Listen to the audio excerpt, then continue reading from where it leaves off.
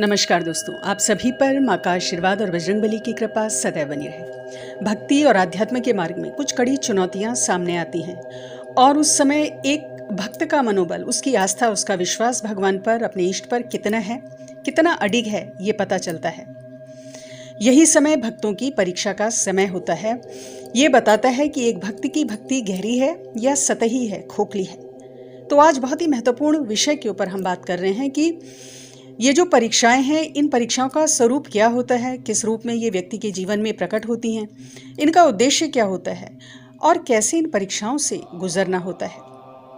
तो सबसे पहले यदि बात करें कि भगवान ये परीक्षाओं की स्थिति क्यों पैदा करता है एक भक्त के जीवन में, तो ये परीक्षाएं आपको अधिक मजबूत करती हैं, अधिक सहनशील और समझदार बनाती हैं। आपका दृष्टिकोण पहले से ज़्यादा विशाल हो जाता है।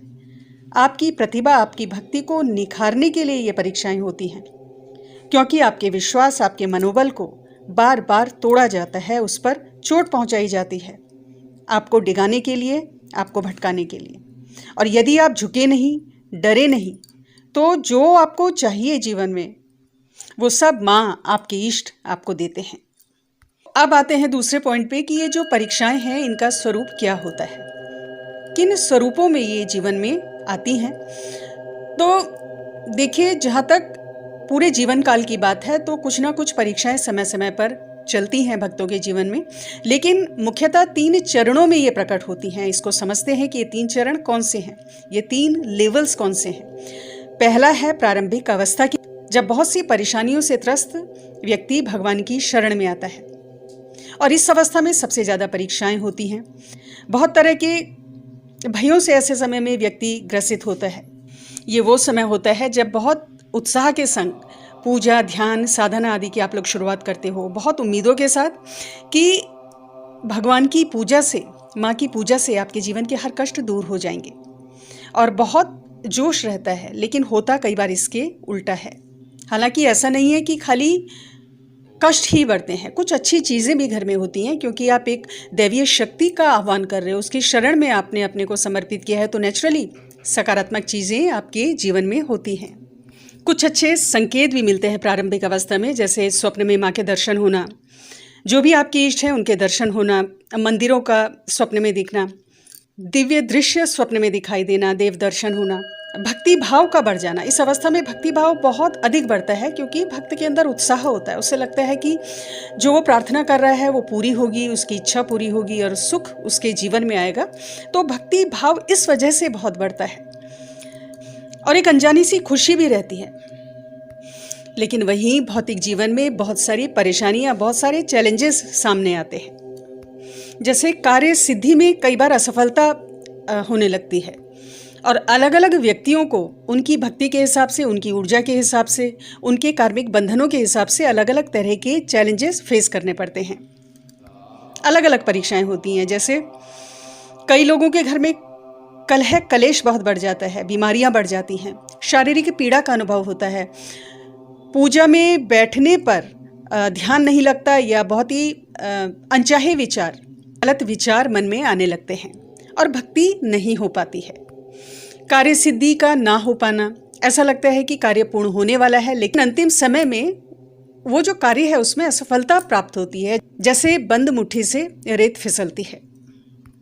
तो जहाँ कुछ जगह पर सकारात्मक ऊर्जा बढ़ती है, वहीं पर कुछ अनचाही परिस्थितियों से आपको गुजरना पड़ता है। लेकिन अगर ऐसा हो रहा है, कुछ नेगेटिविटी आपको फेस करनी पड़ रही है इस समय, तो ये बहुत अच्छा संकेत है। इसका अर्थ है कि आपकी भक्ति सफल हो रही है। ये हर भक्त के संग प्रारंभिक अवस्था में होता है, घबराना नहीं है। देखिए, इसका कारण है कि जब आप नेगेटिविटी से छुटकारा पाने के लिए, कष्टों से मुक्ति के लिए इष्ट से प्रार्थना कर रहे हो, तो जो आपके पुराने कार्मिक बंधन होते हैं वो क्षीण होने लगते हैं आपकी भक्ति के प्रभाव से, आपके इष्ट की कृपा से। और इस प्रोसेस में कष्ट आता ही है। ये प्रोसेस ऐसी ही है जैसे शरीर में किसी जगह पर कोई घाव है तो उसमें पेन होता है, लेकिन जब उसकी सफाई होती है उस घाव की, और जो मवाद, गंदगी उस घाव के अंदर है, जब उसको क्लीन किया जाता है तो बहुत ज़्यादा तकलीफ होती है। लेकिन ये जो प्रोसेस है तकलीफ की, यही ट्रीटमेंट भी है उस घाव के ठीक होने का। इसी प्रकार भक्ति के मार्ग में जब आप प्रवेश करते हो तो उतार चढ़ाव आते हैं, और जो शुभ संकेत हैं जो बताते हैं कि आप सही मार्ग पर हैं भक्ति में, आपके जो कार्मिक बंधन है, जो प्रारब्ध हैं, जो पाप कर्म हैं जन्मों जन्मों के, वो कट रहे हैं। तो इसीलिए धैर्य रखना है विद कंप्लीट सरेंडर, क्योंकि ये वो समय है जब बहुत कुछ अच्छा आपके जीवन में आने वाला है। अब आते हैं दूसरे चरण में क्या परीक्षाएं होती हैं। जब आप इस स्थिति से गुजर जाते हो तो जो नेक्स्ट लेवल आता है उसमें किस प्रकार की परीक्षाएं आपकी इष्ट लेते हैं। तो देखिए, इसमें जो परीक्षाओं का स्वरूप है वो थोड़ा बदल जाता है, क्योंकि जो फर्स्ट लेवल आपका था उसमें भौतिक जीवन के जो भी कष्ट थे उससे संबंधित परेशानियां, यानी भौतिक जीवन से जुड़ी, भौतिक सुख दुख से जुड़ी परेशानियां सामने आती हैं, और उनका निवारण भी होता है अगर आप दृढ़ रहें अपनी भक्ति पर, डगमगाई नहीं तो अब जो दूसरा लेवल है, यहाँ पर आपके कार्य बनने शुरू हो जाते हैं, आपको सफलता मिलने लगती है, या जो भी आपने मनोकामना करी थी, जो भी सोचा था वो पूर्ण होने लगता है, आपका सोचा हुआ पूर्ण होने लगता है।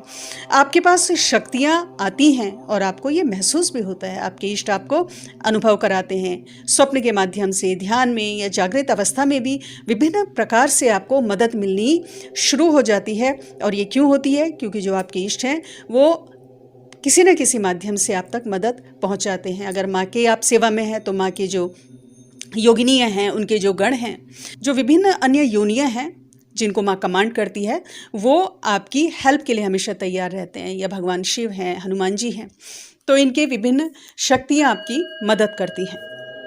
तो यहाँ पर परीक्षाएं किस प्रकार की होती हैं? देखिए, यहाँ पर आपके माइंड को डिस्ट्रैक्ट करने के लिए माया का जाल बिछाया जाता है। बाहरी जगत का आकर्षण, अधिक धन की लालसा कई बार पैदा होने लगती है, लालच बढ़ जाता है। इस प्रकार की वृत्तियां, विकार मनुष्य को घेर लेते हैं। लोभ, लालच, राग, द्वेष, ये सब तब व्यक्ति के जीवन में होता है जब वो प्रथम चरण संपूर्ण कर चुका होता है और तपबल उसके पास होता है। बहुत सारे डिस्ट्रैक्शंस आपके आगे पैदा कर दिए जाते हैं। पर स्त्री, पर पुरुष के प्रति आकर्षण का भाव आपके अंदर डाला जाता है। ये वो समय है जब आपकी बेसिक रिक्वायरमेंट्स पूरी हो चुकी होती हैं प्रथम चरण में, लेकिन बजाय सेटिस्फेक्शन के लोभ, लालच बढ़ने लगता है। आपको लगता है कि अब और सफलता, अब और धन, तो इस प्रकार के विकार पैदा होते हैं मन में। तो ये वो समय है जब साधक को, एक भक्त को बहुत संभल कर रहने की आवश्यकता है और इस ट्रैप में फंसना नहीं होता है, क्योंकि अगर फंस गए तो जो पुण्य अर्जित आपने किया है इतनी कड़ी मेहनत से, वो सब उसका क्षय हो जाता है और साधक का, एक भक्त का पतन हो जाता है।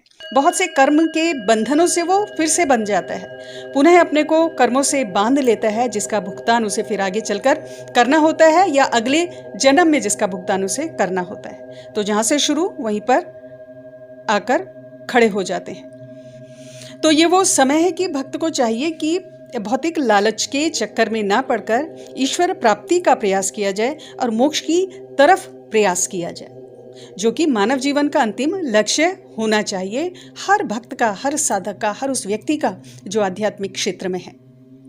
अब बात करते हैं तीसरे चरण की क्या परीक्षाएं होती हैं। देखिए, ये जो परीक्षा की अब मैं बात कर रही हूँ, ये तब होती है जब व्यक्ति आध्यात्म के क्षेत्र में या भक्ति साधना के क्षेत्र में बहुत ऊंचाई पर जा चुका होता है, बहुत आगे निकल चुका होता है। सोचिए, इतने सालों का अनुभव, इतनी कड़ी तपस्या, इतने पुण्य उसने अर्जित किए हुए होते हैं। तो इस समय की जो परीक्षा है उसमें उसको क्या अनुभव होता है कि पहली बात तो उसको इस संसार उसके लिए बहुत आसान हो जाता है, क्योंकि उसका सोचा हुआ तुरंत पूरा हो जाता है। बहुत सारी सिद्धियां उसके आगे पीछे होती हैं, उसके संग चलती हैं, देवी देवताओं की शक्तियां उसके संग चलती हैं और वो साक्षात इनका अनुभव करता है। तो एक तरफ तो अहंकार का भाव उसके अंदर आ जाता है कहीं ना कहीं, और दूसरी चीज़ कि मोक्ष प्राप्ति जो एकमात्र उद्देश्य होना चाहिए, अंतिम लक्ष्य होना चाहिए मानव जीवन का, उससे वो भटक जाता है।